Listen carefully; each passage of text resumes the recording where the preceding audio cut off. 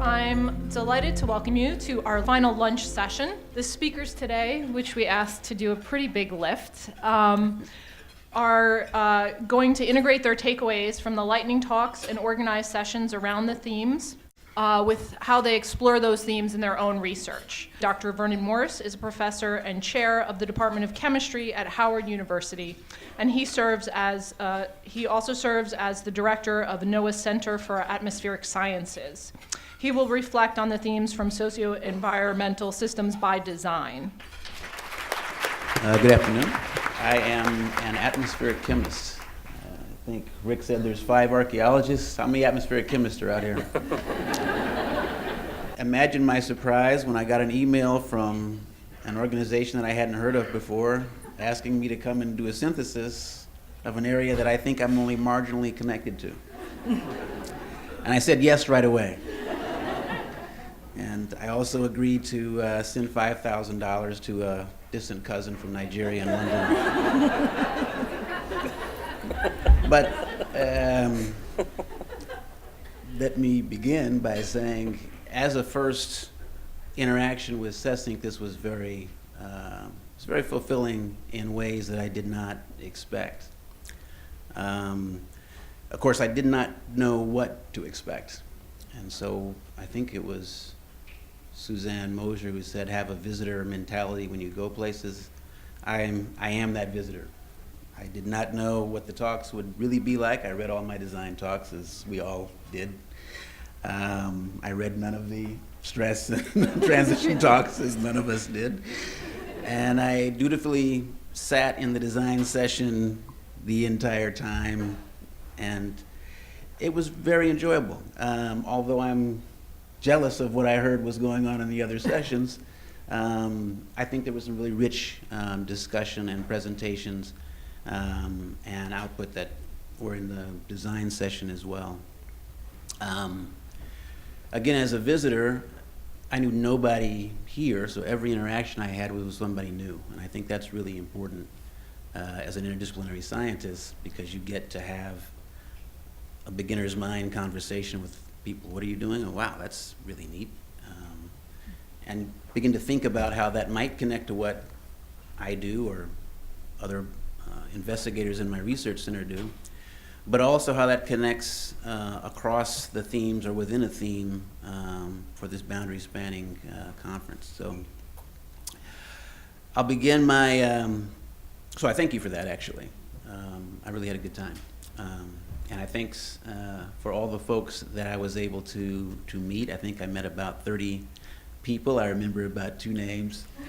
But what I hope is that these conversations, like for many of us, keep going, because I think we all exist in a sort of a micro community, and the tools and methods, resources, books that were shared and are being shared in the conversations, I think, really enrich all of us, and perhaps new teams and new approaches and new outcomes evolve from that. So I'm going to do 2 things. One thing I did not do, I did not put in slides about my research. I'll tell you about my research, but it is so, I feel that it's a bit far-flung from this that I just didn't put it in. Always happy to talk about it, and if I get started talking about it, I'll spend 40 minutes talking about it. So I'm going to give a bit of a summary in my administrative role, and then bounce to the sessions, what are my overall impressions, the sessions, and then some closing thoughts. And I did this like a scientist. It's all black and white. It's all text. I said, I can't, if I don't have data and equations to show, I'm just going to put text. So I'm sorry for, you're going to see all black and white. I'm sorry. While you can't see the map up there, this is a direct to center called the NOAA Center for Atmospheric Sciences Meteorology at Howard University. It's a 13-institution organization, and I think this is really the lens through which I viewed the talks, the posters, the lightning presentations through. Our research center is basically contracted by NOAA, in particular the Weather Service and Office of Atmospheric and Oceanic Research, to specifically develop tools, applications, and resources to improve NOAA's products and applications and their service to the United States.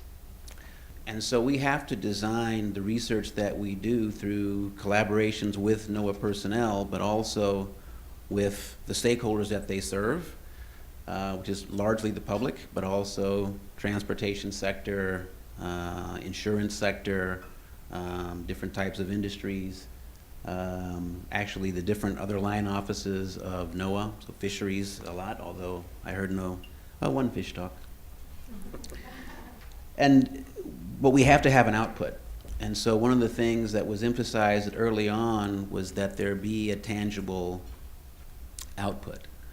And so this is what I was looking for after I got here. Okay, let's see what is that output. Is there an application? We're charged to do use-inspired research. So our research can be basic, but at the end of it, we've got to convert that into something that's usable by NOAA or something that's usable by a stakeholder. And so that calls us to bring together very interdisciplinary groups. So we do have a number of atmospheric scientists, physicists, engineers, biologists, the gamut mathematicians, the gamut of physical scientists, but also African studies faculty and economics faculty and social psychologists and communications specialists and journalists and folks from the School of Education. And they work together on the same team to design these applications-based projects or the use-inspired research projects. And so I was looking for, where do I see that in the design of the projects that I see as well? And so, what do I actually do? I actually chase dust storms from the Saharan desert across the Atlantic Ocean and sometimes down around the coast of Africa to see how the particles that are moving evolve physically, chemically, and biologically. The implications of that are that what we once thought were static, inert particles that irritate you and change visibility, what we've learned is that they actually change the chemistry as they move through the atmosphere. They change cloud properties, which ultimately has long-term effects on climate. They provide nutrients to the ocean, they provide nutrients to the Amazon forest, but also pathogens hit your ride on. And the pathogens that are active at the source actually turn out to be different at the receptor site because the chemistry, as it evolves, turns on and turns off things. And so what's the tool? Well, the tool is that we can now predict what the microbiome is as a function of distance and time. And so we can put out intelligent food security and health warnings for NOAA, for the Caribbean, for some of the Southeast US. And it's a product that can now, hopefully soon, be transported to other places that have dust storm issues. So that's what I do. Didn't hear a lot of that here. You're probably not going to hear any more of that in my next couple of minutes. But if you are interested in that, let me know. So I came because I have an interdisciplinary research center. The images that you see up here was sort of what I was wondering, what am I going to engage when I get to CESINC? A bunch of different folks in the same room, retaining their identities, breakfast, which was great, fruit salad, but a little bit of mixing, a little bit of slice and dice and borrowing some flavors. Every scoop is a little bit different, but every scoop still has these distinctive flavors. Each project has the distinctive characteristics of the siloed disciplines. A smoothie, which in my research center, we aim for a smoothie. We want a single product that's got sort of seamless contributions from everybody in. Or the fruitcake, which my nieces and nephews call me all the time when I talk about my research. And maybe you all can help identify what you saw, what we saw as we listened to a number of these. But I think the design aspects have a lot to do with what you want. If you want a smoothie, you're going to design a smoothie project, and you're going to have smoothie methodologies and smoothie tools. If you want a fruitcake, it's going to be some different stuff that you put into that mix to get what you want. And if you want a fruit salad, again, which is what you might want, a different design for that. And so what I did see were different designs that were uniquely effective for a lot of what the individuals were aiming for. That's my only figure in the next couple minutes.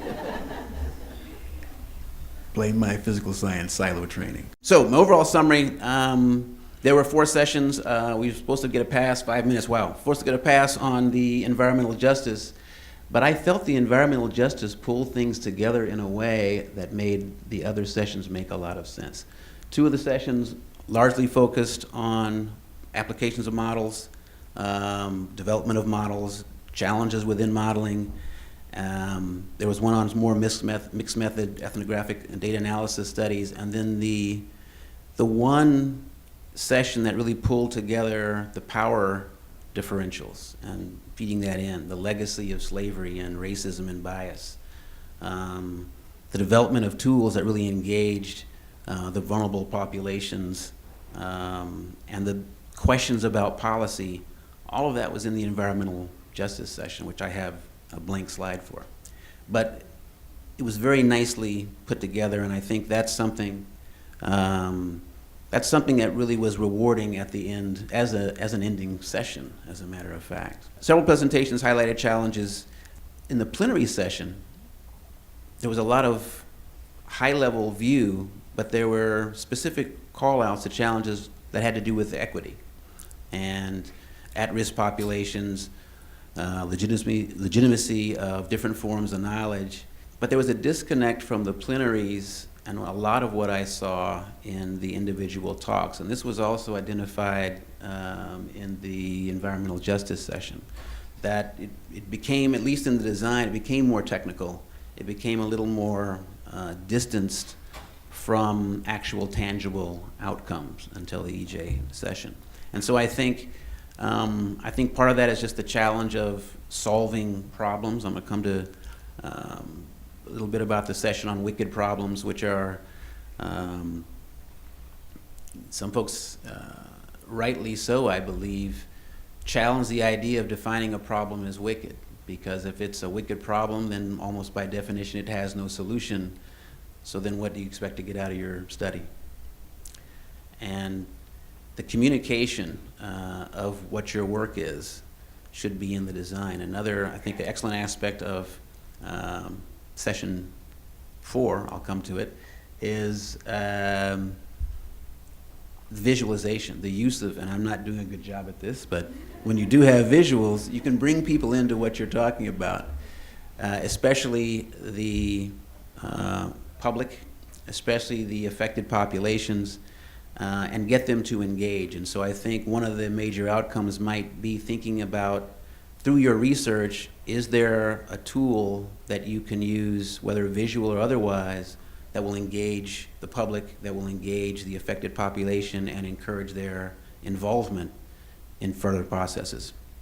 Session 1, designing a better fit, a lot of models. So I was actually at home looking at Kalman filters and box and whisker plots and data analysis, time series. But what was called out there, the main things that were called out, were trying to get the complex interactions between agents in the governing systems and the biophysical systems to talk to each other in an intelligent way, and then the interactions between those two systems. So how do you couple these sort of subfields of variables within systems and do that in a meaningful way? That was largely a modeling session. Then it jumped to session 2, which was a very diverse suite of speakers. And the lightning talk sort of followed on to these in some way, but diverse suite of speakers in method, in geographic region, in context of the research, but it was really trying to connect with the environment physically, connect with the people who were connected with the environment, connect to the food ways, the culture ways, what was the issue. And you could see that some of the power differentials and hierarchies there were actually over-determining what the adaptive solutions might be, whether it was intentional or not. And I think building that into the design was one of the things that came out. Even after the study was done, on reflection, a lot of the speakers really, when they were looking back and summarizing, it was, if this had been built into from the start, we could have got to a better result.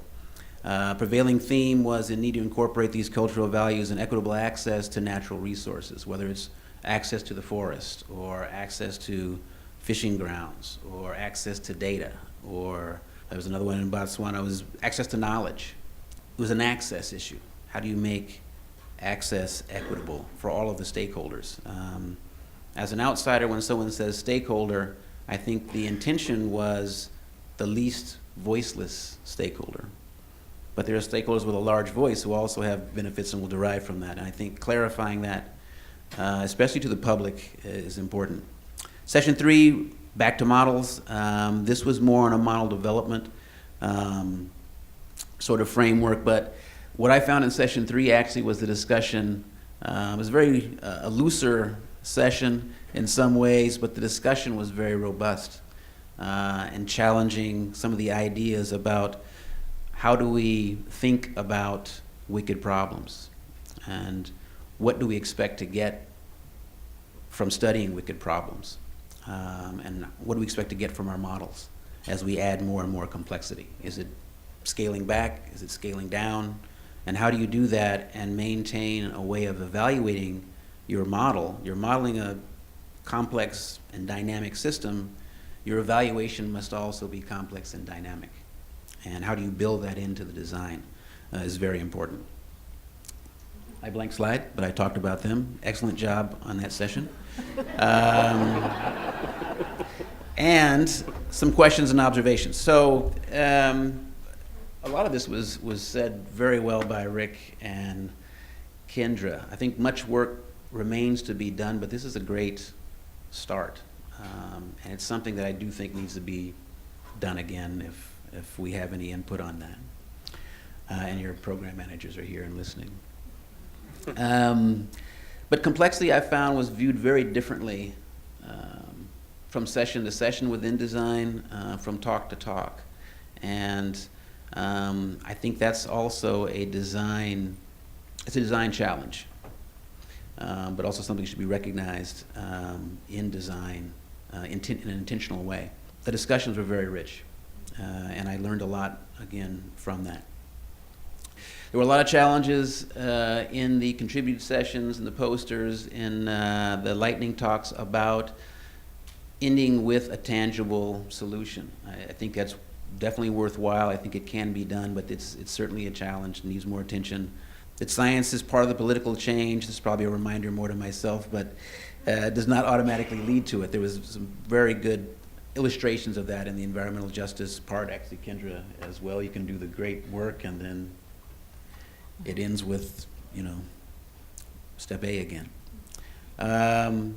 Could incorporating the work of scholars whose research is in environmental politics help identify pathways to solution? I think that may be the bridge to policy. I did not see that in the design sessions so much, but maybe it was in some of the others, but maybe to deliberately include some folks who look at research in environmental politics. Scaling up, whether or not you can scale up, I think is something. Wrapping, I really enjoyed Banu's reference to several things, Audre Lorde, but certainly standpoint theory. I think just as a lot of the science that's being done by the attendees of this workshop are at the margins and can go a great way towards informing what needs to be done next, a lot of the work is research on marginalized populations. And some of the comments that arose in the section, I went and talked to attendees of the design session, tried to get their impressions and things like that. But there is marginalization even within this room. And that's just the reality of it, even if unintentional. And so I think this, this concept of global south and the application of standpoint theory can actually be applied not just to the subjects that are studied, but to the professional and research environments that are conducting the study. Incorporating those voices early, making the voiceless heard in the design, in the definition of the question, in the definition and use of tools, I think that's essential. And as much diversity as there is in idea and thought, there could be much more. And I encourage that. One of the key things that I heard as we go into these regions where there are actually researchers and there are populations that are contributing work, contributing data, inviting them to publish with you once you leave and go back to a highly resourced region, knowing that you're leaving them, those investigators behind in particular, they're completely under-resourced, if resourced at all. It's important for them, it's important for continued engagement and involvement of the communities, and I think it's important for the viability and ethical stance of this community as well, to be sincere in interaction at all levels. So with that, that's my last slide, and I invite questions.